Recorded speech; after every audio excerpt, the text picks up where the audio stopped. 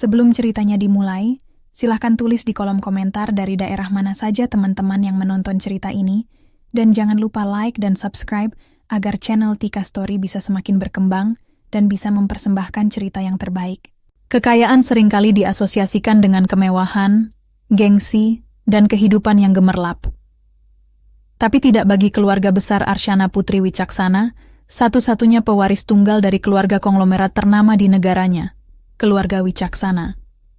Di balik nama besar yang dikenal luas di kalangan pebisnis dan elit dunia, keluarga ini justru memilih jalan yang berbeda. Hidup sederhana, jauh dari sorotan media, dan menjunjung tinggi nilai-nilai moral dan kesederhanaan. Arsyana, atau Ana, tumbuh sebagai gadis yang rendah hati, penuh kasih, dan sangat menghargai makna kerja keras. Meski memiliki akses ke segala hal yang diinginkan banyak orang, rumah megah, mobil mewah, liburan ke luar negeri, bahkan perusahaan raksasa yang siap diwariskan padanya, Ana justru memilih hidup mandiri. Ia menyamar sebagai karyawan biasa dan memutuskan untuk bekerja di salah satu divisi dari perusahaan milik ayahnya, tanpa memberitahu siapapun identitas aslinya, termasuk atasan maupun rekan kerjanya. Disinilah Ana bertemu dengan Rehan, seorang pria sederhana namun pekerja keras yang bekerja di divisi logistik perusahaan. Pribadinya yang hangat dan jujur membuat Ana jatuh hati. Keduanya perlahan menjalin hubungan hingga akhirnya memutuskan untuk menikah. Namun, semua kisah indah tak selalu berjalan mulus. Mertua Ana, terutama Ibu Rehan, sejak awal tidak menyukai Ana karena penampilannya yang biasa-biasa saja. Tanpa tahu latar belakang menantunya yang sebenarnya, ia menganggap Ana tak layak mendampingi anaknya, yang dianggapnya bisa mendapat wanita dari keluarga yang lebih pantas. Ana bertahan. Ia menerima perlakuan buruk itu dengan sabar, demi cinta dan rumah tangganya. Tapi kesabaran pun ada batasnya. Ketika kesalahpahaman yang dirancang oleh sang mertua membuat rumah tangganya hancur, Ana tak tinggal diam. Ia kembali kepada keluarganya, mengungkapkan semuanya, dan untuk pertama kalinya, identitas aslinya sebagai anak dari pemilik perusahaan terkuak di hadapan suami dan mertuanya yang terlanjur menghina dan mengusirnya secara keji. Pagi itu, matahari bersinar hangat menyinari kota yang sibuk. Di salah satu sudut kantor PT Wicaksana Mandiri Group, terlihat seorang wanita muda dengan senyum lembut yang selalu menghiasi wajahnya. Dialah Arsyana Putri, atau yang dikenal di lingkungan kantor sebagai Ana. Tak ada yang tahu bahwa wanita bersahaja itu adalah anak tunggal dari pemilik perusahaan tersebut, bahkan pemilik seluruh gedung tempat mereka bekerja. Ana mengenakan kemeja putih sederhana, celana panjang kain berwarna krem, dan sepatu flat coklat yang sudah terlihat cukup sering dipakai. Gaya berpakaiannya jauh dari kesan mewah. Rambut hitamnya yang lurus hanya diikat rapi ke belakang, tanpa aksesori mencolok. Penampilannya begitu biasa, seperti wanita pekerja pada umumnya. Meski lahir dari keluarga konglomerat, Ana memilih jalan berbeda. Ia tak ingin hidupnya hanya diukur dari kekayaan atau nama besar keluarganya. Sejak lulus kuliah luar negeri, ia meminta izin kepada ayahnya untuk menjalani hidup mandiri, menyamar sebagai karyawan biasa di perusahaan keluarga mereka. Ayah dan ibunya sempat ragu, namun akhirnya mengizinkan dengan satu syarat: tetap dalam pengawasan jarak jauh oleh para asisten kepercayaannya. Ana menjalaninya dengan penuh semangat. Ia bekerja di divisi logistik, belajar dari bawah tanpa keistimewaan apapun. Ia tak pernah mengeluh, bahkan selalu tampil ramah kepada siapapun. Dan dari sanalah semuanya bermula. Rehan, salah satu karyawan senior di divisi itu, mulai memperhatikan Ana. Pria itu dikenal dengan sifatnya yang tekun dan bertanggung jawab. Ia bukan orang yang banyak bicara, tapi setiap kata-katanya selalu tepat sasaran. Penampilannya sederhana, namun ada ketulusan di balik tatapan matanya. Awalnya, hubungan mereka sebatas rekan kerja. Namun karena sering bekerja dalam tim yang sama, komunikasi mereka makin akrab. Ana merasa nyaman berada di dekat Rehan. Pria itu selalu tahu kapan harus memberi semangat, kapan harus mendengarkan, dan kapan harus menghilang agar Ana punya ruang sendiri. Suatu sore, setelah rapat panjang yang cukup melelahkan, Rehan datang menghampiri Ana di pantry kantor. "Capek ya?" tanyanya sambil menuang teh hangat ke dalam 2 gelas. Ana tersenyum, menerima gelas itu. Lumayan, tapi aku suka pekerjaan ini. Raihan mengangguk. Kamu beda dari yang lain. Ana tertawa kecil. Beda gimana? Entahlah, kamu nggak seperti kebanyakan orang yang kerja cuma buat gaji. Kamu kayak punya tujuan yang lebih dalam. Mendengar itu, Ana terdiam sejenak. Ia tahu Raihan tak sedang menggombal. Ia benar-benar melihat dirinya, bukan label atau penampilan luar. Hari-hari berlalu dengan semakin banyak tawa dan cerita.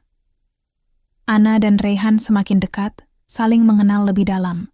Meski Ana tetap menyimpan satu rahasia, identitas aslinya sebagai pewaris utama dari seluruh kerajaan bisnis Wicaksana Group. Tapi bukan karena ia tidak percaya pada Raihan. Justru karena ia ingin memastikan cinta Raihan datang pada dirinya, bukan pada hartanya. Beberapa bulan kemudian, hubungan mereka semakin serius. Raihan memutuskan untuk melamar Ana dengan cara yang sederhana, tapi penuh ketulusan. Di sebuah taman kota tempat mereka biasa makan siang, Raihan mengeluarkan cincin perak mungil dan berlutut. Aku tahu aku bukan siapa-siapa. Tapi kalau kamu bersedia hidup bersamaku, aku janji akan berjuang setiap hari untuk bahagiain kamu. Air mata menetes dari mata Ana. Ia tak butuh janji mewah. Hanya cinta yang tulus. Ia mengangguk sambil tersenyum. Iya Raihan, aku mau. Mereka menikah secara sederhana 2 bulan setelahnya. Acara digelar di rumah keluarga Raihan dengan tenda kecil di halaman dan makanan rumahan yang dibuat bersama oleh keluarga. Ana tidak mengundang keluarganya secara langsung. Hanya 2 orang perwakilan dari keluarga Wicaksana hadir, menyamar sebagai rekan Ana dari luar kota. Semua dilakukan agar identitasnya tetap terjaga, tapi itu tidak membuat kebahagiaannya berkurang sedikit pun. Justru ia merasa hidupnya semakin lengkap. Di pelukan Raihan, ia merasakan rumah yang sesungguhnya. Bukan istana megah, melainkan hati yang penuh cinta dan penerimaan. Ibu Raihan, Bu Marni, masih terlihat ragu di awal. Namun melihat Ana yang sopan, rajin, dan pandai menempatkan diri, membuat hatinya perlahan-lahan mulai menerima. Ana bahagia. Untuk pertama kalinya dalam hidupnya, ia menjalani hari tanpa beban nama besar, tanpa label kekayaan. Ia hanya seorang istri, wanita biasa yang mencintai suaminya, dan dicintai balik dengan tulus. Di kamar kecil mereka yang hangat, Ana duduk di sisi Raihan, menggenggam tangannya. Terima kasih ya Raihan, bisiknya. Untuk apa? Tanya Raihan heran. Karena kamu mencintai aku, tanpa tahu siapa aku. Raihan tertawa kecil dan memeluknya. Karena yang aku tahu, kamu adalah wanita terbaik yang pernah aku temui. Itu saja cukup. Malam itu, Arsyana tidur dengan senyum yang tak lepas dari wajahnya. Ia tak tahu bahwa hari-hari berikutnya akan menghadirkan ujian yang tak terduga. Tapi malam itu, hidupnya sempurna. Sudah 6 bulan berlalu sejak Ana dan Raihan resmi menjadi pasangan suami istri. Rumah kecil mereka di pinggiran kota terasa hangat oleh canda dan kasih sayang. Pagi-pagi, Ana akan menyiapkan sarapan sederhana, seperti nasi goreng atau roti panggang dan teh manis hangat, lalu mereka berangkat kerja bersama menggunakan motor Raihan. Malam harinya, mereka akan duduk bersama menonton acara televisi, atau sekadar berbincang tentang hal-hal sepele yang terasa istimewa, karena mereka lakukan bersama. Meski hidup mereka jauh dari kemewahan, Ana tak pernah mengeluh. Sebaliknya, ia merasa damai. Tak ada pesta sosial, tak ada politik bisnis, dan tak ada tekanan untuk tampil sempurna seperti di lingkaran elit keluarganya dulu. Yang ada hanyalah cinta yang jujur dan rutinitas sederhana yang membuatnya merasa hidup. Di kantor, Ana tetap bekerja seperti biasa di bagian administrasi logistik. Tak ada yang berubah. Raihan pun tetap menjadi pegawai teladan. Namun, di balik kesederhanaan hidup mereka, satu bayangan mulai muncul perlahan. Bu Marni, ibu mertua Ana. Meski awalnya mencoba bersikap netral, dan bahkan terlihat mulai menerima Ana, sesungguhnya ia masih menyimpan keraguan yang belum bisa ia jelaskan. Dalam benaknya, Ana terlalu sempurna untuk seorang gadis biasa. Sopan, pintar, berpendidikan, dan memiliki pembawaan yang tenang. Semuanya membuat Bu Marni merasa ada sesuatu yang Ana sembunyikan. Namun selama ini Ana begitu baik dan tulus hingga tak ada celah untuk mempermasalahkannya. Bahkan Ana selalu menawarkan bantuan, memasak, membereskan rumah, dan bersikap penuh hormat. Di luar rumah, ia juga dikenal ramah terhadap tetangga. Banyak yang menyukai kepribadiannya. Sementara itu, Raihan merasa kehidupannya semakin lengkap. Ia merasa sangat beruntung memiliki istri seperti Ana. Ketika teman-temannya memuji Ana karena selalu membawakan bekal atau menjemput Raihan saat hujan, Raihan hanya tersenyum bangga. Ia mencintai Ana dengan segenap hatinya. Namun, suatu sore, kehidupan yang tenang itu mulai diganggu oleh berita dari luar. Ana sedang duduk di taman kecil belakang rumah, membaca buku sambil menikmati udara sore, saat ponselnya berdering. "Halo?" ucapnya pelan. "Siana?" Suara di seberang terdengar akrab dan riang. "Ini Alex. Aku baru pulang dari London kemarin. Kamu ada waktu ketemu minggu ini?" Ana tertegun sejenak. Alex, sepupu dekatnya, adalah satu dari sedikit anggota keluarga yang tahu tentang kehidupannya sekarang. Mereka sangat dekat sejak kecil, dan Alex adalah sosok kakak sekaligus sahabat yang selalu mendukung keputusan Ana. "Tentu, Lex. Aku kangen banget. Ketemu di tempat biasa?" Jawab Ana penuh antusias. "Jam 3 hari Jumat. Aku yang traktir," ujar Alex sebelum menutup panggilan. Jumat sore pun tiba. Ana mengenakan dress biru muda dengan sepatu sandal sederhana. Ia terlihat seperti wanita biasa, tetapi aura elegan tak bisa sepenuhnya ia sembunyikan. Ia pergi ke sebuah kafe tenang yang sering ia kunjungi saat butuh waktu sendiri. Alex sudah menunggu di sana dengan penampilan khasnya. Stylish, santai, dan sangat ekspresif. Mereka berbincang dengan gembira, membahas masa kecil, pekerjaan, dan tentu saja pernikahan Ana. Alex sempat menggodanya. "Jadi masih tahan hidup seperti orang biasa ya? Kamu ini benar-benar keras kepala, Shana." Ana tertawa. "Aku bahagia, Lex, ini yang aku mau." Namun, tak satu pun dari mereka menyadari bahwa dari kejauhan, seseorang tengah memperhatikan. Sosok itu tak lain adalah Bu Marni, yang tanpa sengaja lewat di area kafe bersama temannya. Matanya membelalak ketika melihat Ana tertawa-tawa dengan seorang pria tampan di meja pojok. Rasa curiga yang selama ini ia tekan, kini muncul kembali ke permukaan. Tanpa pikir panjang, ia mengambil ponselnya dan diam-diam memotret mereka. Malam harinya, Bu Marni terlihat gelisah. Ia memandangi foto-foto itu berulang kali. Dalam pikirannya, Ana tak mungkin memiliki kenalan seperti pria itu, kecuali jika selingkuh, gumamnya pelan.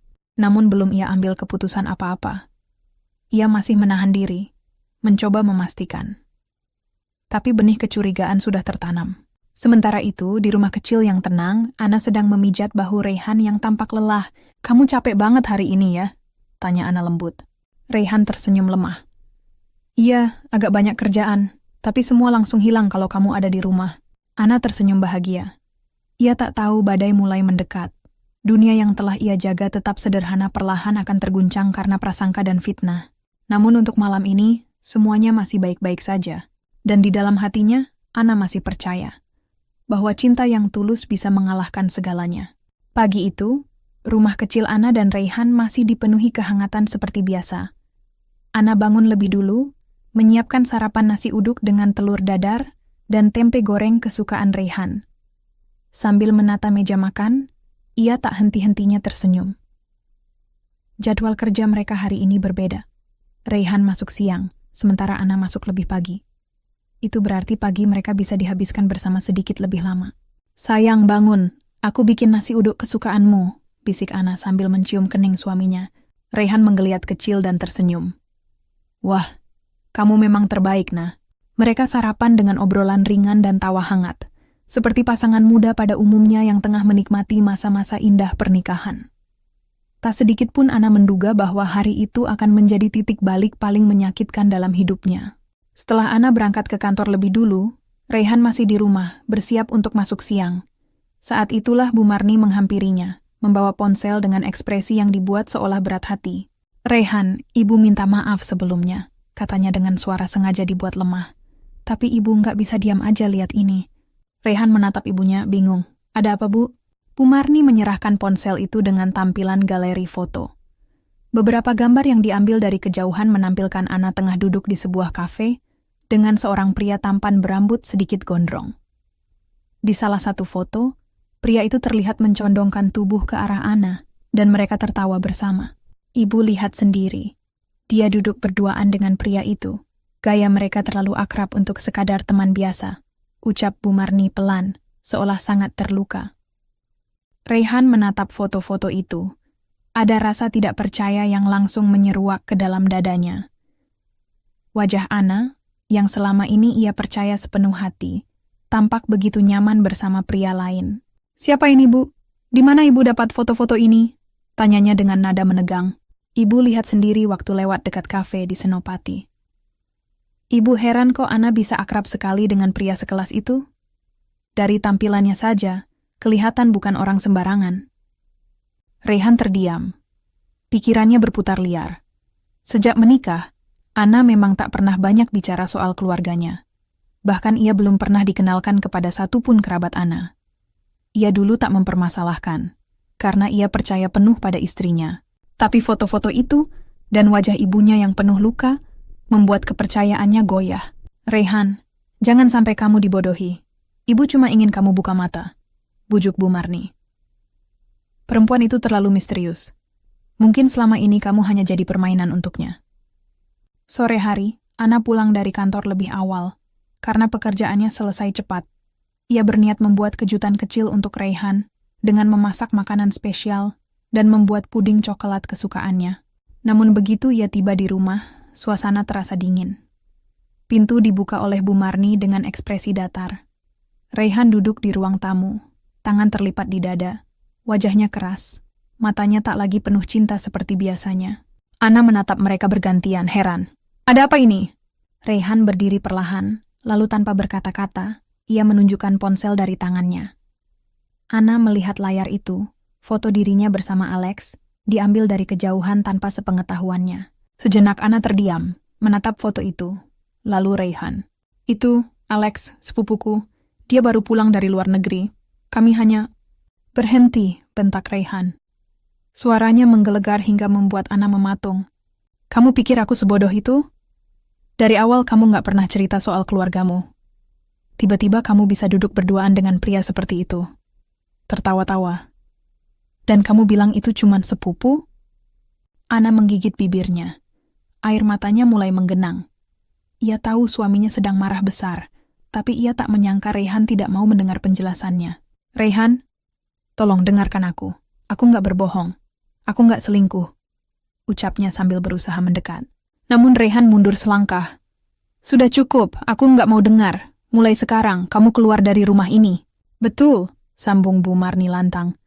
"Rumah ini terlalu baik buat perempuan tak tahu diri sepertimu." Ana tertegun. Dunia seolah berhenti berputar. Hati yang selama ini ia jaga dan perjuangkan, kini hancur berkeping. Ia ingin menjelaskan semuanya tentang siapa Alex, tentang siapa dirinya.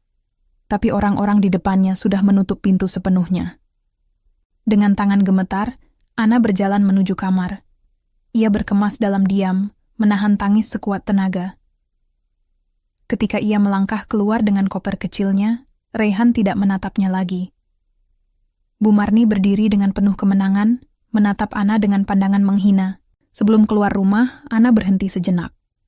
Ia mengeluarkan ponsel dari tasnya, lalu menghubungi sebuah nomor yang sudah lama tidak ia sentuh. Suara di seberang terdengar begitu familiar dan tenang. "Ayah." Suara Ana pecah seketika. Tangis yang tertahan sejak tadi akhirnya pecah juga. "Ayah, aku ingin pulang." Beberapa jam kemudian, di jalanan depan rumah Raihan, terdengar suara sirin pengawalan. Deretan mobil hitam berhenti dengan angkuh. Mobil mewah berlogo eksklusif di bagian depan tampak mencolok di antara rumah-rumah biasa. Dari dalam mobil itu, turunlah seorang pria parubaya dengan setelan jas mahal dan ekspresi dingin. Tuan Wicaksana, ayah Ana, raja bisnis yang tak pernah muncul di media. 4 bodyguard berpakaian gelap ikut turun mengawal. Pintu rumah Raihan dibuka oleh tetangga yang penasaran, dan tak lama Raihan serta Bu Marni keluar dengan wajah bingung. "Apa? Siapa?" Raihan belum selesai bicara, Tuan Wicaksana menatapnya tajam. "Kau adalah pria yang telah menyakiti anakku," ucapnya lantang. "Dan kau," ia beralih menatap Bu Marni, "adalah wanita yang tega merendahkan putri tunggalku hanya karena penampilannya." Saat itu juga, Ana keluar dari rumah dengan koper di tangan, wajahnya masih basah oleh air mata. Namun ketika melihat ayahnya berdiri di sana, ia langsung berlari memeluknya. Tuan Wicaksana menatap Raihan terakhir kali.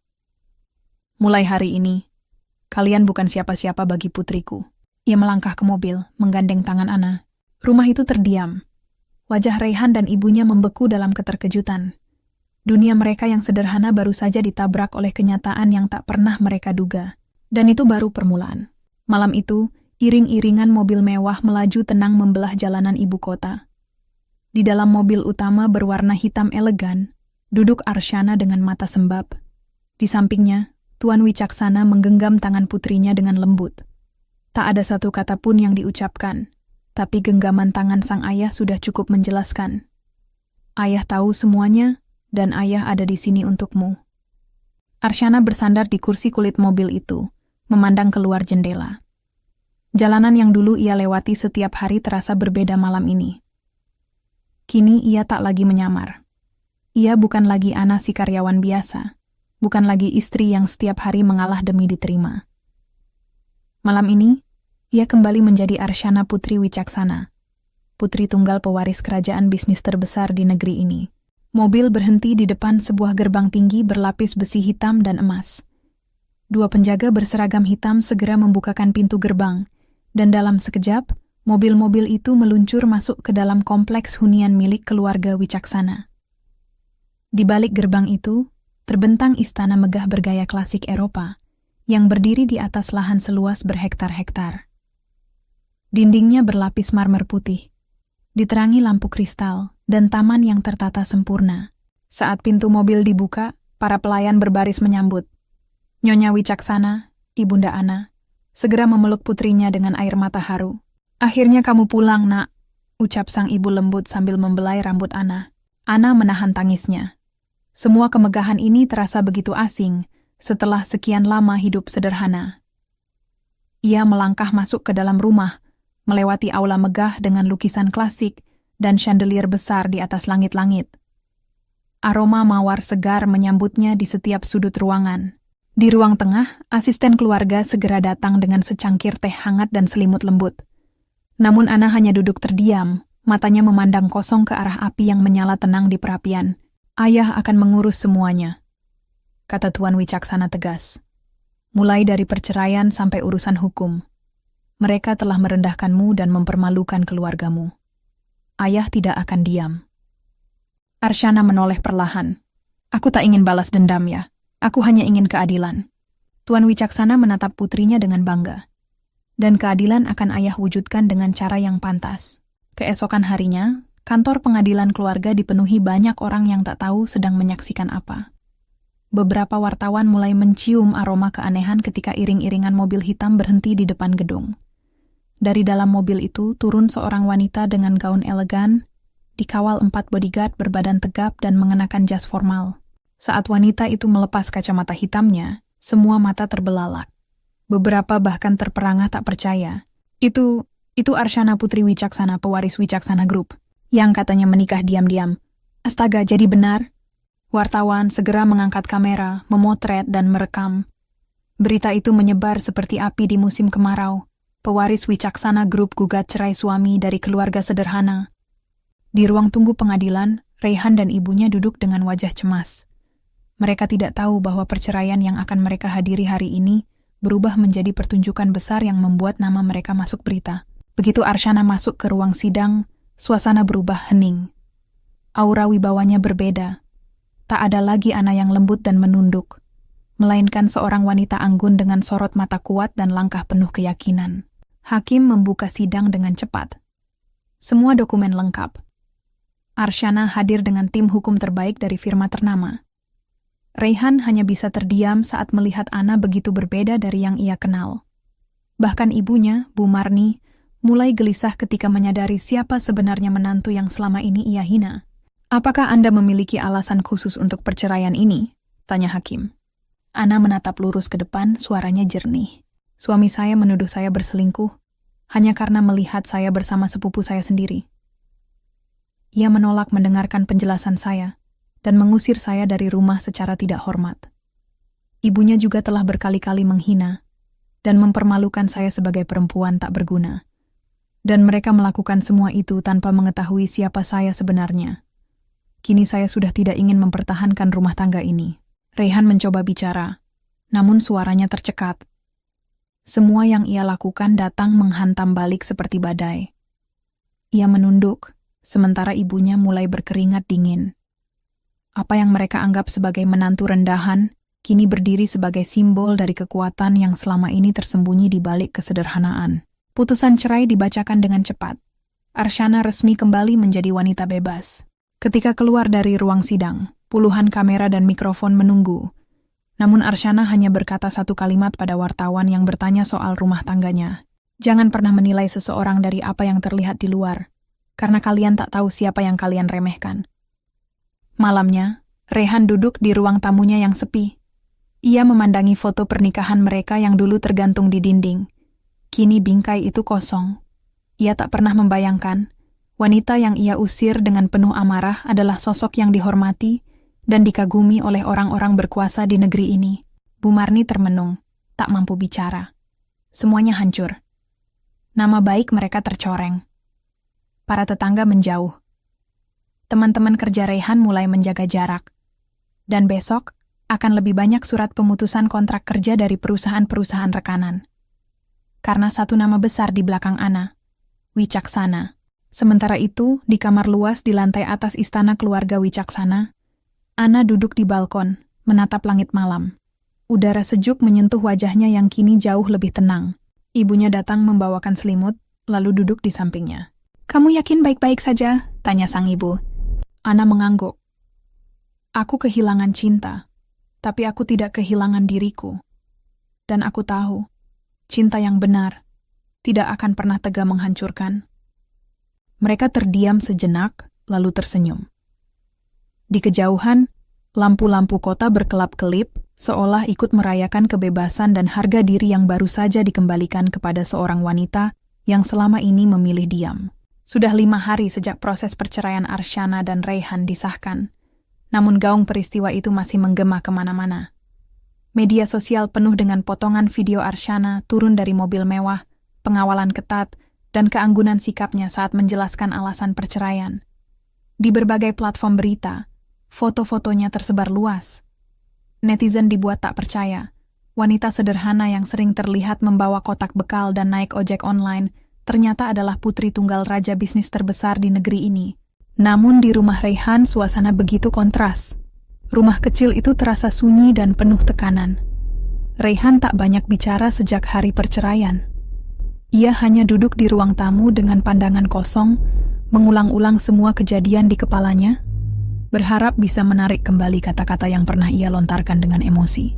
"Nak, kenapa kamu nggak bilang dari awal?" gumamnya lirih. Di sampingnya, Bu Marni mondar-mandir gelisah. Surat-surat pemutusan kerja dan kontrak datang bertubi-tubi. Bisnis kecil Rehan yang baru ia rintis bersama temannya, usaha distribusi barang kebutuhan kantor, mendadak ditinggalkan mitra-mitra mereka. Semua beralasan yang sama. Perusahaan Anda kini ada dalam daftar hitam Wicaksana Group. Reputasi yang dulunya bersih kini dipenuhi noda. Para kolega menjauh. Bahkan tetangga-tetangga mulai berbisik di balik pintu setiap kali mereka keluar rumah. "Katanya tuh perempuan dulu sering dimarahin mertua ya. Ternyata dia anak konglomerat. Makanya jangan suka merendahkan orang. Tuh, kena batunya sekarang." Bu Marni mendengarnya semua. Setiap lirikan sinis dari tetangga, setiap komentar sarkastik dari teman arisan, mengiris harga dirinya yang dulu begitu tinggi. Sementara itu, di Istana Wicaksana, suasana jauh berbeda. Arsyana kini tinggal kembali bersama kedua orang tuanya.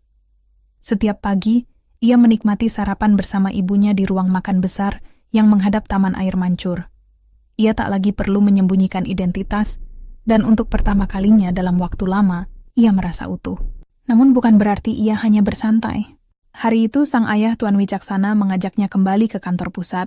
"Ayah ingin kamu duduk di jajaran direksi anak perusahaan teknologi kita," ujar sang ayah sambil menyuapkan potongan buah ke piringnya. "Sudah cukup kamu hidup dalam kesederhanaan yang menyakitkan. Kini waktunya kamu mengambil kembali tempatmu." Arsyana mengangguk pelan. Ia bukan wanita yang akan larut dalam luka lama. Ia tahu, satu-satunya cara untuk bangkit, bukan dengan meratap, tapi dengan menjadi lebih kuat. Beberapa hari kemudian, di sebuah acara peluncuran inovasi teknologi terbaru milik Wicaksana Digital, Arsyana hadir sebagai tamu kehormatan sekaligus wakil CEO. Ia tampil dengan balutan setelan formal berwarna putih gading, rambut disanggul rapi, dan tatapan tajam penuh wibawa. Para investor menyambutnya dengan hangat, para media berlomba-lomba mengambil gambarnya, dan dunia bisnis menatapnya sebagai rising star pewaris konglomerat masa depan. Dari kejauhan, beberapa mantan rekan kerja Rayhan yang menghadiri acara itu hanya bisa memandang penuh penyesalan. Sungguh tak percaya ya. Ternyata dulu kita kerja bareng dia, bahkan sempat ketawa bareng. Tapi lihat sekarang, sementara itu Rayhan benar-benar jatuh. Rekening tabungannya dibekukan karena ada investigasi yang didorong oleh audit internal Wicaksana Group. Salah satu laporan pembelian yang dulu ia buat ketika masih bekerja ternyata ditemukan kejanggalan. Dan sekarang ia harus menghadapi tim hukum perusahaan. Pekerjaannya dipecat. Bisnisnya bangkrut. Namanya rusak. Sementara ibunya, Bu Marni, jatuh sakit akibat tekanan psikologis dan rasa malu yang luar biasa. Rumah kecil mereka mulai ditinggalkan pembantu, ditinggalkan kerabat, dan mereka hidup dalam keterasingan yang menyakitkan. Rayhan mulai menghubungi nomor Ana, tapi tak pernah diangkat. Ia bahkan mencoba datang ke kantor pusat Wicaksana Group, tapi hanya sampai di lobi utama. Resepsionis menyapanya dengan profesional. "Maaf Pak Rayhan, Ibu Arsyana tidak menerima tamu pribadi. Silakan tinggalkan pesan." Dengan tangan gemetar, Rayhan menulis sepucuk surat kecil. "Ana, aku minta maaf. Maaf karena aku tidak mempercayaimu. Maaf karena aku lebih percaya pada tuduhan daripada hatiku sendiri. Aku bodoh, aku penyesalanku tak akan pernah cukup. Tapi kalau kamu baca ini, tolong tahu. Aku benar-benar mencintaimu. Dari awal. Dengan tulus." Surat itu tak pernah sampai ke tangan Arsyana. Dihancurkan di ruang administrasi oleh petugas keamanan, seperti masa lalu yang tak pantas untuk kembali. Di malam hari, Arsyana duduk di balkon lantai 3 istananya, mengenakan kimono satin lembut, memandangi bintang-bintang di langit. Ibunya menghampiri sambil membawa secangkir teh melati. "Lusa, kamu dijadwalkan menghadiri gala dinner dengan mitra internasional dari Swiss. Kamu siap?" Arsyana tersenyum. "Aku siap, Bu. Dunia ini tidak akan menungguku untuk sembuh. Aku harus terus melangkah." Sang ibu menatapnya dengan bangga. "Kamu sudah melewati luka paling dalam, dan kamu melaluinya dengan kepala tegak. Ayahmu dan ibu bangga padamu." Angin malam meniup lembut rambutnya. Di balik segala luka, satu hal kini jelas bagi Arsyana. Ia tak pernah benar-benar kehilangan. Yang pergi hanyalah mereka yang tidak pernah pantas memiliki hatinya. Hari-hari berikutnya menjadi neraka yang nyata bagi Rayhan dan ibunya. Hidup yang dulu terasa tenang dalam kesederhanaan, kini berubah menjadi kekacauan yang tak berujung. Tak hanya kehilangan pekerjaan dan reputasi, kini mereka dihadapkan pada masalah paling mendasar, tempat tinggal. Surat peringatan dari bank datang bertubi-tubi. Rumah kecil mereka yang selama ini menjadi tempat berteduh, ternyata dalam proses penyitaan. Rayhan sempat mengajukan restrukturisasi pinjaman untuk meringankan cicilan, tapi permohonannya ditolak. Semua karena statusnya sudah tercatat sebagai daftar hitam oleh jaringan perbankan yang memiliki hubungan bisnis dengan Wicaksana Group. "Ray, kita harus pergi dari rumah ini?" tanya Bu Marni lirih sambil menatap koper yang mulai dikemas di sudut ruangan. Rayhan mengangguk lemah. "Iya, Bu. Kita nggak punya pilihan lain." Wajah Bu Marni tampak jauh lebih tua dari usianya. Keriputnya dalam, tubuhnya kurus, dan matanya tampak kosong. Dulu, ia adalah wanita yang paling vokal, selalu merasa bangga sebagai mertua dari wanita yang ia anggap tak pantas. Kini, justru dirinya yang tak memiliki tempat berpijak. Mereka pun terpaksa pindah ke rumah kontrakan sempit di pinggir kota. Tanpa kendaraan, tanpa asisten, dan tanpa kemewahan sedikit pun. Bahkan untuk makan sehari-hari, Rayhan harus mengambil pekerjaan sebagai kurir makanan dan menjadi sopir ojek online di malam hari. Pekerjaan yang dulu tak pernah ia bayangkan akan ia jalani. Namun yang paling menyakitkan adalah penolakan sosial. Teman-temannya menjauh, bahkan yang dulunya bersumpah sebagai sahabat. Kerabat menjauh karena takut ikut terseret dalam bayang-bayang reputasi buruk yang menempel padanya. Salah satu kejadian paling memalukan terjadi ketika Rayhan mencoba menghadiri acara reuni kampus. Ia datang dengan pakaian rapi seadanya, berharap bisa bersilaturahmi dan sedikit menghibur diri. Namun ketika namanya disebut oleh MC acara, beberapa orang terlihat berbisik dan menunjuk-nunjuk ke arahnya. Itu Raihan kan? Mantan suaminya pewaris wicaksana, yang ngusir istrinya sendiri? Dengar-dengar sekarang ngojek. Bisikan itu menyayat harga dirinya. Ia tak tahan lama di sana. Ia segera keluar dan naik motor tuanya yang sudah berkarat, meninggalkan acara itu dalam diam. Sementara itu, dunia Arsyana berkembang semakin cepat. Namanya kini dikenal sebagai Princess of Wicaksana di media ekonomi internasional. Majalah bisnis bergengsi memuat potretnya di sampul depan dengan tajuk "Penerus diam-diam yang menggebrak dunia bisnis Asia Tenggara." Ia baru saja menyelesaikan kerja sama strategis dengan perusahaan fintech dari Swiss, membawa perusahaan keluarganya naik level ke pasar global. Sikapnya yang tenang, tegas, namun tetap rendah hati menjadikannya pujaan banyak orang. Dalam sebuah wawancara dengan media besar, seorang reporter bertanya, "Setelah mengalami pengkhianatan dan perlakuan buruk dari orang yang Anda cintai, bagaimana Anda bisa tetap tenang dan fokus membangun masa depan?" Arsyana tersenyum tenang. Ia tidak menyebut nama siapapun. Ia tidak membuka aib masa lalunya. Ia hanya menjawab, "Kadang, orang tidak tahu apa yang mereka miliki sampai mereka kehilangannya. Tapi saya percaya, yang penting adalah bagaimana kita bangkit. Luka bisa menjadi kekuatan jika kita tidak tenggelam di dalamnya." Jawaban itu menjadi viral. Ribuan wanita muda terinspirasi. Banyak yang menjadikannya panutan. Namun Arsyana tak pernah benar-benar melupakan luka lama. Ia hanya memilih tidak membiarkannya menguasai hidupnya. Di malam hari, saat sendirian di kamarnya, ia kadang masih memandangi sebuah foto lama yang terselip di dalam jurnal kulitnya. Foto pernikahannya dengan Raihan, yang dulu ia simpan diam-diam. Wajahnya masih tampak tulus dalam foto itu. Tapi rasa itu kini telah padam sepenuhnya. "Terima kasih karena pernah mengajarkanku untuk mencintai, meski akhirnya kau juga yang mengajariku untuk meninggalkan," bisiknya pelan sebelum menutup jurnal itu. Di rumah kontrakan Raihan, hujan turun deras malam itu. Atap bocor. Ember plastik ditempatkan di beberapa sudut untuk menampung tetesan air. Bu Marni batuk-batuk keras di dalam kamar. Obat-obatan generik berserakan di meja kecil. Raihan duduk termenung di beranda, memandangi ponselnya. Ia membuka galeri. Semua foto bersama Arsyana masih ada. Tapi ia tak sanggup menghapusnya. Ia mencoba mengirim pesan lagi. "Maafkan aku, tapi seperti pesan-pesan sebelumnya, tetap centang satu, tak pernah dibaca." Dunia benar-benar membalikkan wajahnya dari Raihan. Dulu ia mengira telah menyelamatkan harga diri keluarganya dengan mengusir wanita yang ia pikir tak pantas. Tapi kenyataannya, wanita itu adalah anugerah yang tak pernah ia hargai. Dan kini semuanya terlambat.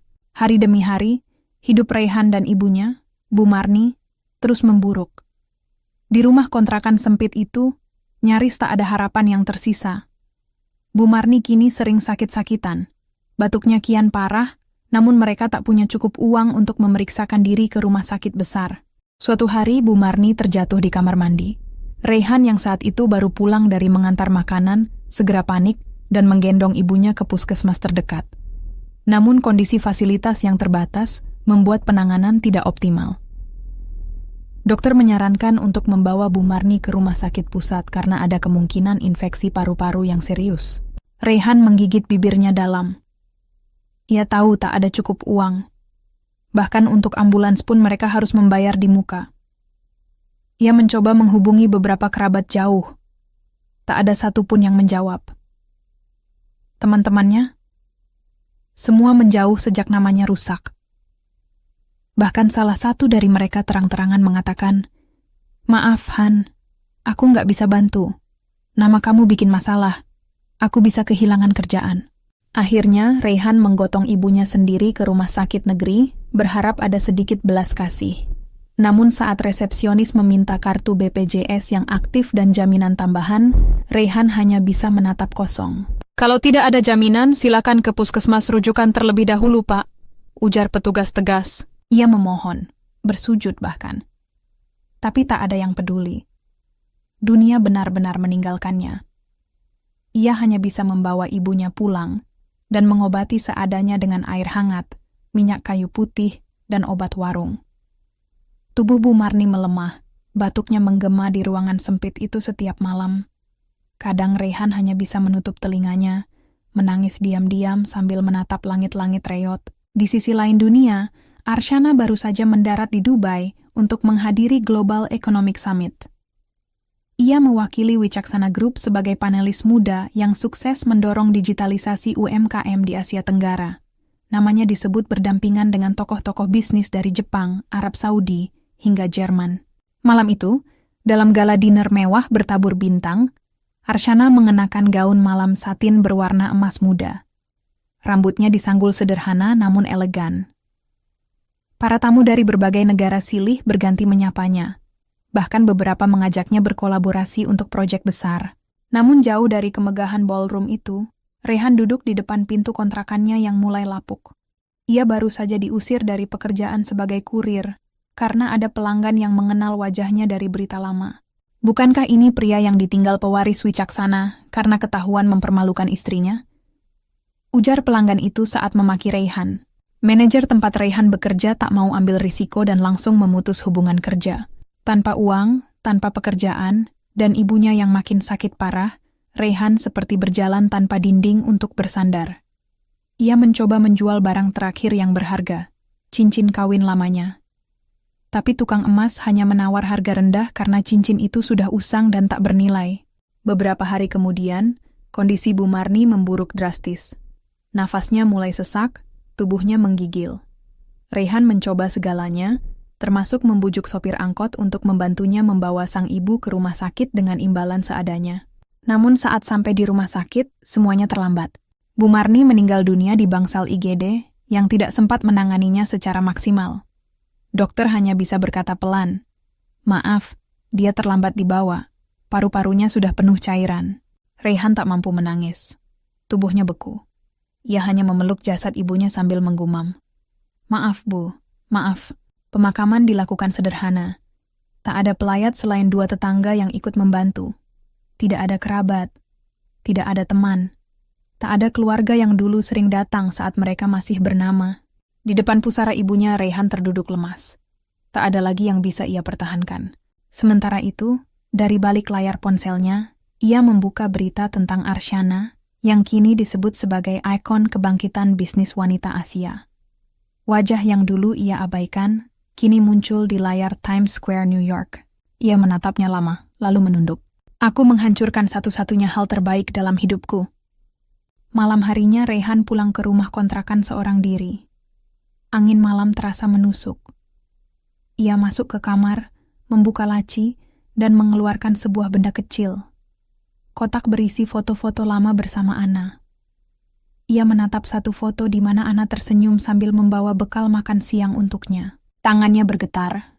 Bersama foto itu ada secarik surat yang tak pernah ia kirimkan. "Nah, kalau saja waktu bisa kembali, aku akan percaya padamu. Aku akan melindungimu dari siapapun, termasuk ibuku. Tapi sekarang, aku hanya pria bodoh yang kehilangan segalanya karena egonya sendiri. Kamu bahagia sekarang, dan kamu memang pantas bahagia." Surat itu Reyhan bakar di tungku kecil di sudut dapur. Ia tahu, penyesalan sebesar apapun tak akan bisa menghapus apa yang sudah ia lakukan. Di hotel mewah Dubai, Arsyana berdiri di balkon suite-nya yang menghadap langsung ke gedung tertinggi di dunia. Ia baru saja menandatangani kerja sama strategis senilai miliaran dolar. Namun malam itu, ia hanya memandangi langit yang sama dengan langit Reyhan. Bukan karena masih ada cinta, tapi karena ia tahu, dunia akan selalu berputar, dan siapa yang meremehkan orang baik, akan belajar dengan cara paling menyakitkan. 1 bulan telah berlalu sejak Arsyana kembali dari forum internasional di Dubai. Namanya semakin sering disebut di kalangan pebisnis muda, aktivis perempuan, bahkan media hiburan. Tapi yang membuat namanya benar-benar harum, bukan hanya karena garis keturunannya atau keberhasilannya di dunia bisnis, melainkan karena misi barunya. Arsyana meluncurkan program sosial bertajuk Perempuan Kuat, Bangsa Hebat, sebuah inisiatif nasional yang membina para janda miskin, korban kekerasan rumah tangga, serta perempuan desa yang ingin belajar berwirausaha. Lewat yayasan baru miliknya yang ia beri nama Ana Foundation, ia membangun puluhan rumah pelatihan kerja, mendanai ratusan beasiswa, dan membuka lapangan kerja di daerah-daerah terpencil. Ia turun langsung ke lapangan, tak hanya menjadi wajah dari program, tapi juga penggeraknya. Di tengah semua sorotan, ia tetap rendah hati. Ketika wartawan bertanya apa motivasi terbesar di balik gerakannya, Arsyana hanya menjawab, "Aku tahu rasanya diremehkan. Diperlakukan tak pantas hanya karena dianggap tak punya apa-apa. Aku ingin memastikan tak ada lagi perempuan yang harus merasakan itu sendirian." Sementara itu, Raihan kini hidup sendiri dalam kesunyian. Sejak kepergian ibunya, ia tinggal di sebuah kamar petak di kawasan gang sempit. Pekerjaan tetap tak kunjung ia dapatkan. Semua lamaran ditolak mentah-mentah begitu nama dan identitasnya dikenali. Ia sempat mencoba bekerja sebagai buruh harian, namun bahkan di lingkungan kasar itu pun ia dicemooh. Ini yang viral kan? Yang buang anak konglomerat? Pantas sekarang miskin, karma tuh. Tak tahan dengan tekanan mental, Raihan mulai jarang keluar kamar. Hari-harinya diisi dengan tidur, makan mie instan, dan menonton video-video Arsyana yang berseliweran di media sosial. Ironisnya, ia ikut menyaksikan mantan istrinya membangun perubahan besar untuk bangsa, sementara dirinya tak mampu menyelamatkan dirinya sendiri. Ia tak lagi mencoba menghubungi Arsyana. Semua nomor sudah diblokir. Email-emailnya tak pernah dibalas. Bahkan DM di media sosial hanya dibaca oleh admin dan langsung dihapus. Hingga akhirnya, putus asa, Raihan melakukan satu hal terakhir yang bisa ia pikirkan. Meminta maaf. Di depan dunia. Ia merekam sebuah video di dalam kamar sempitnya. Ia duduk di depan dinding kusam, mengenakan kaos lusuh, wajahnya tirus, dan mata sembab. Untuk Arsyana, "Kalau kamu melihat video ini, aku tahu kamu tak akan memaafkan aku. Tapi aku tetap ingin minta maaf. Dulu aku bodoh, terlalu cepat menilai, terlalu percaya pada omongan orang, terutama ibuku. Aku pikir kamu bukan siapa-siapa, padahal kamu jauh lebih dari siapapun yang pernah aku temui. Kamu tetap rendah hati saat punya segalanya. Dan aku justru menjadi kecil ketika merasa besar. Sekarang aku tak punya siapa-siapa, tapi aku tak ingin kamu sedih karena melihat aku begini. Aku hanya ingin kamu tahu, aku menyesal. Dan kamu berhak bahagia, jauh dari aku. Terima kasih sudah pernah mencintaiku." Ia mengunggah video itu ke media sosial, berharap tak ada yang menontonnya, namun dunia tak pernah tidur. Dalam waktu 24 jam, video Raihan ditonton jutaan kali. Tagar "maaf untuk Arsyana" trending di berbagai platform. Ada yang simpati, ada yang mencaci. "Telat, dia dulu yang ngusir, sekarang nangis-nangis." Setidaknya dia minta maaf. Tapi ya, nasi udah jadi bubur. Arsyana terlalu tinggi buat dia sekarang. Media mencoba meminta komentar dari Arsyana, tapi ia tetap diam. Tak satu pun tanggapan ia berikan. Di kantor pusat yayasannya, sekretarisnya bertanya, "Mbak Ana, mau kita respon video Raihan itu?" Arsyana menggeleng pelan. "Tidak perlu, itu urusannya dengan dirinya sendiri." Namun malam harinya, ia duduk di balkon rumahnya, menatap bintang seperti biasa. Wajah Raihan sempat muncul di kepalanya. Ia bukan robot. Hatinya pernah begitu mencintai lelaki itu. Tapi semua luka telah mengubah jalan mereka selamanya. Sambil menyesap teh melati, Arsyana berbisik pelan, "Aku memaafkanmu, tapi bukan berarti aku ingin kembali." Ia tahu bahwa cinta, sebesar apapun dulu, harus punya batas. Dan batas itu adalah harga diri. Esok harinya, Arsyana menghadiri acara penghargaan untuk Young Women Leaders of Southeast Asia. Ia naik ke panggung, disambut riuh tepuk tangan. Di podium, ia menatap para hadirin dengan penuh keyakinan. Untuk semua perempuan di ruangan ini, dan di luar sana. Jangan pernah takut menjadi kecil di mata orang lain. Karena siapa kita sesungguhnya, tak ditentukan oleh cara mereka memandang, tapi oleh cara kita memperlakukan diri kita sendiri. Ruang itu berdiri memberikan tepuk tangan. Beberapa wanita tampak meneteskan air mata. Di antara mereka, banyak yang pernah mengalami nasib serupa, diremehkan, dikhianati, dipaksa menunduk. Tapi malam itu mereka berdiri bersama Arsyana. Tahun itu, Arsyana tak hanya menjadi simbol kekuatan perempuan di negeri sendiri, tapi juga dikenal di tingkat internasional. Program Ana Foundation kini menjangkau lebih dari 10 negara berkembang di Asia dan Afrika. Di setiap tempat yang ia kunjungi, selalu ada sambutan hangat dari komunitas perempuan, aktivis sosial, bahkan kepala negara Di sela-sela konferensi global bertema Women in Business yang diselenggarakan di London, Arshana dipertemukan dengan seorang tokoh bisnis muda berdarah Inggris-Prancis bernama Dorian Leclerc, CEO perusahaan energi hijau terbesar di Eropa. Tampan, cerdas, dan ramah, Dorian sangat terkesan dengan program-program kemanusiaan Arshana.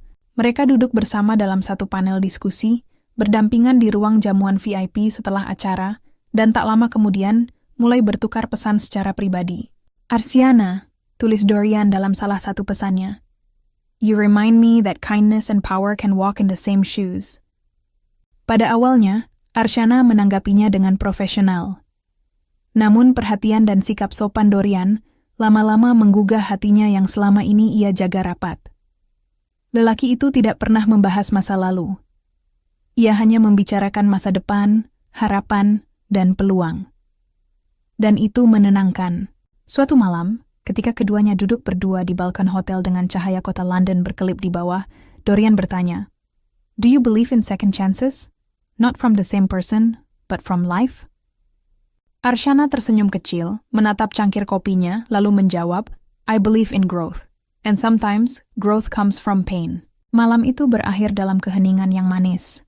Tak ada pelukan, tak ada sentuhan, tapi ada perasaan yang mulai bergetar di antara mereka.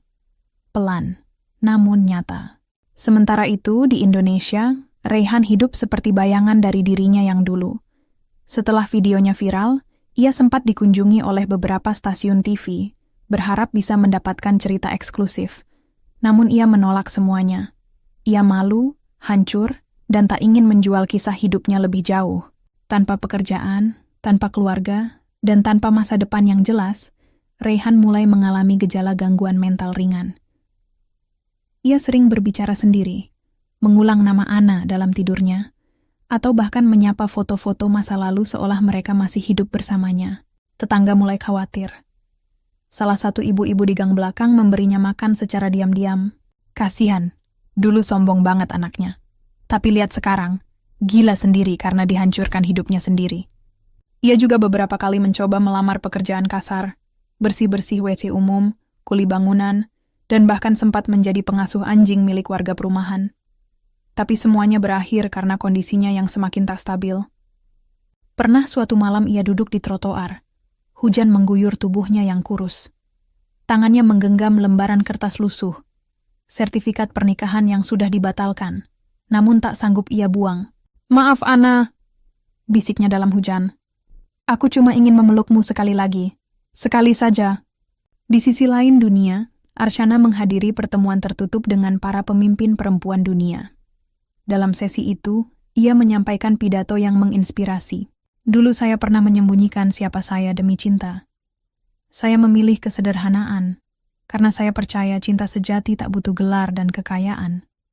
Tapi ternyata, bahkan cinta pun bisa menjadi luka jika diberikan pada orang yang salah. Kini, saya tidak menyesal. Karena dari luka itu, saya belajar membela diri saya sendiri. Dan hari ini, saya berdiri di sini bukan sebagai korban, tapi sebagai pemimpin." Tepuk tangan bergemuruh. Salah satu delegasi dari Afrika memeluknya sambil menangis. "Kisahmu menyelamatkan banyak perempuan yang diam selama ini." Arshana tersenyum tulus. Ia tak tahu apakah luka itu benar-benar sembuh, tapi yang ia tahu, luka itu kini telah menjadi kekuatannya. Malam harinya, saat berada di pesawat dalam perjalanan pulang ke Indonesia, Arshana membuka ponselnya. Pesan dari Dorian masuk. "I've been thinking, would you be interested in building something beautiful together? Not just in business, but in life?" Jantungnya berdegup pelan. Untuk pertama kalinya dalam waktu lama, ia merasa hatinya diizinkan terbuka kembali. Namun ia tidak buru-buru membalas. Ia memejamkan mata, mengingat perjalanan panjang yang telah ia lewati. Ia bukan lagi Arshana yang dulu. Ia kini adalah Arshana yang tahu siapa dirinya, dan tak akan pernah lagi membiarkan siapapun merendahkannya. Mentari pagi menyambut kedatangan pesawat pribadi Arshana yang mendarat di Bandara Halim. Ia kembali ke tanah air dengan hati yang tak seburam dulu. Meski langkahnya masih penuh pertimbangan, namun hatinya kini jauh lebih lapang. Dorian, pria asing yang ia temui di London, tak pernah memaksanya. Dan justru karena itulah perlahan, hatinya bisa bernapas kembali. Di bandara, ia dijemput langsung oleh sang ayah, Tuan Wicaksana, serta pengawal pribadinya. Begitu memasuki mobil, sang ayah menatapnya penuh kebanggaan. Kamu membuat negara ini berbicara, nak. Bahkan presiden sendiri menyebut namamu dalam forum kemarin. Arsyana tersenyum tipis. Aku hanya melakukan apa yang seharusnya, ya. Namun di tengah perbincangan hangat itu, sekretaris pribadi ayahnya mengirimkan sebuah laporan melalui tablet. Raihan Rahardian, mantan suami Arsyana, ditemukan dalam kondisi linglung dan diserahkan ke pusat rehabilitasi mental oleh warga sekitar. Arsyana sempat terdiam membaca nama itu. Sejenak, matanya terasa berat. Bukan karena masih cinta, tapi karena luka masa lalu itu kini berubah bentuk, menjadi iba. Dia, bisiknya pelan. Apa tidak ada keluarga yang menjemputnya? Sekretaris menggeleng. Tidak ada, Bu. Dia sendirian. Ibunya sudah meninggal, dan semua kerabat menolak bertanggung jawab. Ayahnya menatap Arsyana dengan lembut, memahami pergolakan hati putrinya. Kalau kamu ingin kami bantu diam-diam, kami bisa atur. Tapi Arsyana menggeleng pelan. Biarkan dia belajar berdiri sendiri, ya. Aku tak dendam, tapi juga tak akan jadi penyelamat bagi orang yang pernah menjatuhkan aku ke dasar. Sang ayah mengangguk mantap. Ia tahu putrinya kini benar-benar telah pulih. Di pusat rehabilitasi, Raihan duduk termenung di pojok kamar berwarna putih polos. Ia tak lagi mengamuk, tak lagi menangis. Ia hanya diam, pandangannya kosong. Namun bibirnya kadang masih bergerak, menyebut nama Ana berulang-ulang. Seorang psikiater mencatat perkembangan Raihan. Meski tidak membahayakan, Raihan mengalami depresi berat dengan delusi ringan yang disebabkan oleh kehilangan, penyesalan, dan rasa bersalah yang terus-menerus ia pendam. Dia butuh waktu. Tapi selama dia tidak punya orang yang menjemput atau mendampingi, pemulihannya akan sangat lambat, ujar salah satu staf medis. Dan memang benar. Tak ada satupun orang yang datang menjenguk Raihan. Sementara itu, kehidupan Arsyana bergerak cepat. Setelah peluncuran Pusat Pelatihan Wirausaha Perempuan di Lombok, ia menerima undangan kehormatan dari PBB untuk berbicara di konferensi Women's Global Leadership Summit di New York. Seluruh negeri kembali ramai membicarakan Arsyana. Banyak media menyebutnya sebagai Kartini modern. Ia tampil dalam wawancara TV nasional, menjadi sampul majalah bisnis, dan bahkan masuk daftar Forbes 30 Under 30 Veteran untuk Asia. Dorian, yang selama ini menjaga jarak namun tetap hadir dalam komunikasi mereka, kini memutuskan untuk datang langsung ke Jakarta. Ia tak mengajak dengan kata-kata besar atau janji muluk. Ia hanya mengatakan, Arsyana, you are changing the world. But I wonder, would you allow someone to be beside you while you do it? Sore itu, mereka duduk di rooftop restoran mewah di Jakarta Selatan. Langit senja berwarna jingga. Dorian tak membawa bunga. Tak ada pernyataan cinta formal. Tapi ia mengulurkan tangannya dan berkata, Let's build a life of impact together. Arsyana memandangnya lama. Lalu perlahan, ia menyambut tangan itu dengan tenang. Mungkin ini awal yang baru. Mereka tidak terburu-buru. Tidak ada pelukan romantis atau tatapan penuh drama. Tapi langkah itu adalah langkah yang utuh. Bukan karena pelarian dari masa lalu, melainkan karena kedewasaan dari luka yang telah sembuh. Beberapa hari kemudian, sebuah berita kecil muncul di pojok koran. Mantan suami pewaris Wicaksana Group mulai menunjukkan kemajuan di pusat rehabilitasi. Raihan Rahardian kini perlahan pulih dan mulai mengikuti terapi bicara dan kegiatan produktif seperti berkebun dan melukis. Meski belum ada keluarga yang menjemput, pihak panti menyatakan ia cukup kooperatif dan mulai menerima kondisi dirinya. Arsyana membaca berita itu sambil menyesap teh paginya. Ia tersenyum samar. Semoga dia belajar, bisiknya. Dan semoga dia bahagia, meski bukan denganku. 4 bulan telah berlalu sejak Arsyana menerima uluran tangan Dorian. Dunia mereka kini terhubung bukan hanya dalam proyek bisnis, tetapi dalam keyakinan yang saling melengkapi. Meski keduanya sangat sibuk, mereka selalu menemukan waktu untuk saling menyapa, berbagi ide, atau sekadar bertukar kabar lewat panggilan video di tengah malam. Arsyana kini telah menjalin kerja sama dengan UNESCO dalam proyek pendidikan berbasis keterampilan untuk perempuan di desa-desa terpencil. Program itu menyasar remaja putri yang putus sekolah karena keterbatasan ekonomi. Ia menginisiasi sistem pelatihan langsung, disertai beasiswa lanjutan dan pendampingan usaha mikro. Di acara peluncuran resmi program Pintar, perempuan inisiatif terampil dan mandiri, yang berlangsung di Yogyakarta, Arsyana berdiri dengan anggun di atas panggung. Gaun batik tulis modern membalut tubuh rampingnya dan rambut panjangnya diikat rapi. Pendidikan bukan hanya hak tapi pelindung. Ketika perempuan berilmu, maka generasi selanjutnya pun akan tumbuh tangguh. Tepuk tangan membahana, para tamu kehormatan dari luar negeri pun berdiri menghormatinya. Tak lama setelah acara tersebut, Arsyana menerima undangan khusus dari keluarga Dorian di Prancis. Sebuah jamuan makan malam istimewa yang akan mempertemukannya dengan keluarga besar Leclerc, para pengusaha dan bangsawan terhormat di Paris. Malam itu, Arsyana duduk dalam pesawat jet pribadi milik keluarga Dorian, ditemani sang ayah yang kini bertindak sebagai penasihat bisnis internasionalnya. Ketika mendarat di Paris, Dorian menjemputnya dengan senyum hangat dan bunga lili putih, bunga kesukaan Arsyana. Di kediaman Leclerc yang bergaya klasik dan elegan, Arsyana disambut seperti bangsawan sejati. Ibunda Dorian sempat mencium pipi Arsyana dan berkata dalam aksen lembut, "Kami dengar banyak tentangmu, anakku. Tapi malam ini, kami ingin mengenalmu sebagai bagian dari keluarga, bukan sekadar tokoh bisnis." Sore itu berlalu penuh tawa dan kehangatan. Tak ada cibiran, tak ada hinaan. Tidak seperti dulu saat ia harus menghadapi cacian mertua karena dianggap bukan siapa-siapa. Kali ini, ia dihargai sebagai diri sendiri, apa adanya. Sementara itu, jauh di Indonesia, Reyhan melangkah keluar dari pusat rehabilitasi dengan tas ransel kecil dan beberapa lukisan karya tangannya. Ia kini lebih tenang. Obat-obatan dan terapi telah membantunya bangkit secara perlahan. Ia memilih tinggal di sebuah rumah petak di pinggiran kota Solo.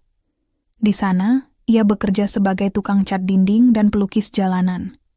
Kadang-kadang, ia membuka lapak kecil di taman kota, menggambar potret anak-anak atau pasangan muda yang lewat. Tak ada kamera, tak ada sorotan. Tapi di balik setiap garis kuasnya, ia menemukan ketenangan yang dulu tak pernah ia miliki. Pada salah satu lukisan yang ia pajang di bawah pohon trembesi besar, tergambar seorang wanita berhijab sederhana dengan senyum tenang dan latar belakang istana mewah yang samar. Beberapa orang bertanya, "Siapa ini, Mas?" Reyhan hanya menjawab, "Seseorang yang pernah menyelamatkan hidupku, tapi tak bisa aku selamatkan balik." Di Paris, setelah makan malam hangat bersama keluarga Dorian, Arsyana dan Dorian berjalan berdua di taman belakang rumah. Dorian menggenggam tangannya perlahan. "Arsyana, I know your heart has traveled far. But may I ask, have you finally arrived?" Arsyana tersenyum. "Yes, I've arrived. Not at a destination but at peace." Dorian mendekat, memeluknya dengan penuh hormat. Tak ada tekanan, tak ada desakan, hanya ketulusan. Pelan tapi pasti, Arsyana membalas pelukan itu. "Then let's write the rest of our story together." Keesokan harinya, media Eropa memuat foto Dorian dan Arsyana di halaman utama, di bawah judul The Future Power Couple of Global Change. Sementara di Indonesia, masyarakat terus memuji prestasi Arsyana, bukan hanya karena kekayaannya, tapi karena jiwa besarnya. Di sisi lain, Reyhan menatap layar ponselnya yang retak, melihat foto berita itu di akun Instagram milik pengunjung taman. Ia hanya diam, menatap wajah yang dulu sangat ia kenal. Kini bersama orang lain di tempat yang sangat jauh. Namun kali ini tak ada tangis, tak ada marah. Ia hanya berkata pelan, "Dia memang pantas bahagia." Lalu Reyhan kembali mengambil kuasnya dan mulai melukis ulang sosok wanita itu. Bukan lagi dengan bayangan masa lalu, tapi sebagai bentuk penghargaan terakhir dari seorang lelaki yang kini telah benar-benar belajar bahwa cinta tak akan pernah cukup jika tak dibarengi rasa hormat dan percaya. 1 tahun setelah malam hangat di Paris, dunia kembali disuguhkan kabar hangat dari pasangan muda yang tak hanya menginspirasi lewat kisah cinta mereka, tetapi juga lewat aksi nyata membangun peradaban. Arsyana Wicaksana dan Dorian Leclerc resmi bertunangan. Acara pertunangan berlangsung sederhana, namun elegan di sebuah kastil kecil di Prancis Selatan, tempat kenangan masa kecil Dorian. Tak dihadiri banyak selebritas, tidak dipublikasikan secara besar-besaran, karena itulah cara Arsyana memilih hidupnya. Tetap membumi meski berada di langit. Gaun putih gading tanpa perhiasan mencolok melambangkan kesederhanaannya, dan cincin pertunangan berbentuk bunga lili, tanpa berlian besar, dipilih Dorian untuk menggambarkan jiwa Arsyana yang lembut namun kuat. Saat menyampaikan ucapan syukur di hadapan tamu, Arsyana berdiri dan berkata, "Saya pernah dicintai dengan cara yang salah, dan itu hampir menghancurkan saya. Tapi saya bangkit bukan untuk balas dendam, melainkan untuk membuktikan bahwa perempuan tidak harus tunduk pada perlakuan buruk. Hari ini saya berdiri di sini, bukan sebagai korban masa lalu, tapi sebagai seseorang yang akhirnya dicintai dengan benar. Cinta yang tidak memperkecil, tidak menyembunyikan, tidak meremehkan. Cinta yang membuat saya tetap menjadi diri sendiri." Tepuk tangan mengalir deras, termasuk dari ayahnya, yang menitikkan air mata bahagia. Di Indonesia, kehidupan Raihan telah stabil dalam kesederhanaan. Ia kini tinggal di sebuah desa kecil di lereng gunung, mengajar anak-anak melukis di balai desa. Rumahnya terbuat dari kayu sederhana, dengan taman kecil penuh bunga liar yang ia rawat sendiri. Setiap sore, ia duduk di beranda, mengawasi murid-murid kecilnya tertawa di halaman. Beberapa dari mereka berasal dari keluarga tak mampu, korban kekerasan rumah tangga, atau bahkan anak yatim. Namun lewat seni, mereka menemukan harapan baru. Di ruang tengah rumah Raihan, tergantung sebuah lukisan besar. Sosok wanita berhijab dengan latar belakang cahaya keemasan. Tidak diberi nama. Tapi siapapun yang pernah mengenal Raihan, tahu persis siapa sosok itu. Suatu hari salah satu muridnya bertanya, "Pak Raihan, itu gambar siapa?" Ia tersenyum, menepuk kepala anak itu pelan. "Itu gambar seseorang yang dulu pernah menyelamatkan hidup Pak Guru. Tapi sekarang, beliau menyelamatkan banyak orang di dunia ini." Anak-anak tak terlalu paham, tapi mereka mengangguk senang. Lalu kembali menggambar burung dan matahari. Minggu berikutnya, Raihan menerima sebuah paket tanpa nama. Di dalamnya, terdapat sebuah buku berjudul Perempuan yang Tak Pernah Menyerah, biografi Arsyana yang baru dirilis dalam berbagai bahasa. Di halaman depan, ada tulisan tangan lembut, "Untuk Raihan. Terima kasih pernah menjadi bagian dari prosesku tumbuh. Kini aku telah menemukan kedamaianku. Semoga kamu juga menemukannya." Arsyana, Raihan memeluk buku itu, tak menangis, tak juga tersenyum lebar. Tapi hatinya terasa ringan. Ia menatap ke langit senja yang mulai jingga. "Aku menemukan damai bukan karena aku berhasil memilikimu kembali, tapi karena aku belajar melepaskanmu dengan ikhlas." Tahun-tahun berlalu, Arsyana dan Dorian menikah secara privat di Italia, kemudian mengadopsi 2 anak yatim dari Sudan dan Indonesia. Mereka keliling dunia untuk memperluas program pendidikan dan kesehatan perempuan. Sementara itu, Raihan tetap tinggal di desa kecilnya.